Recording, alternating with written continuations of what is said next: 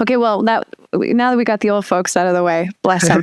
Let's go back to the young boys here. We got Devin Haney and Ryan Garcia it's at Barclays Center, right? Yes. So you're going to be there, I'm guessing. Oh man, Friday Center. Yes. Hope God willing, I'll be there. I'll do my best to be there always. That's a tremendous fight, and it's great that it's happening in New York. We needed that, especially with Saudi Arabia taking a lot of the big fights. We kind of needed that resurgence back at the Barclays, because at one time when the Barclays first opened, you had a lot of fights there. Golden Boy and Al Heyman were that's when they used to work together, and they kind of brought boxing back, around 2013. And it started in the Barclays, Yeah, it's been an interesting climate around this fight. It started off as, well, I mean, they got history. Everyone's excited about that because, they've got history. And it started off as just, some tension was building with that history. And then it turned into a whole, I don't know, intervention necessary potential on Ryan Garcia's side. I don't know him enough to say anything ill about him. I hope he's okay.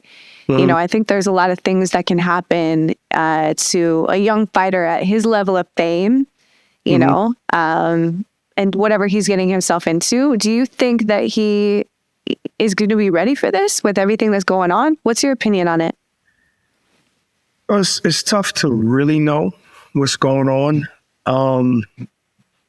because a fighter will tell you he's locked in and he's training, and after he loses, he'll tell you it was the worst training camp of my life. I look at this in two ways, and it doesn't look great. It doesn't look great how the things he's been saying and how he's been acting on like his social media, and the older people who are not necessarily from this era, we immediately look at that and say, well, that doesn't look good. There's an issue. There's a problem. And I can respect that. But I also understand that in this era, it's like, just imagine if every thought you ever had in your head was made public. You probably wouldn't have the good reputation that you have today. Well, that's if you have a good reputation. I don't know, coach. I don't know. Don't ask a lot of people, just a few. I'm just joking. Preferably that don't know me. You ask them nice things to say. But I agree with you. That's still true, right? It is broadcast. Right. So if everybody knew what every thought you had in your head, you wouldn't have a good reputation. People would say something's wrong with you at certain times of your life. But that's the mindset of this era. As soon as it comes to mind, they go grab their phone and the whole world hears it. There's no time to say, you know what, let me just keep this to myself. Or let me go speak to my friend. Let me speak to my mother. Let me speak to my uncle. Let me speak to my boy. Let me speak to my pastor. Let me speak to somebody else before I tell the whole world. So, but in this era, some people, Ryan Garcia is one of them, he built his whole life online. His identity is kind of like online.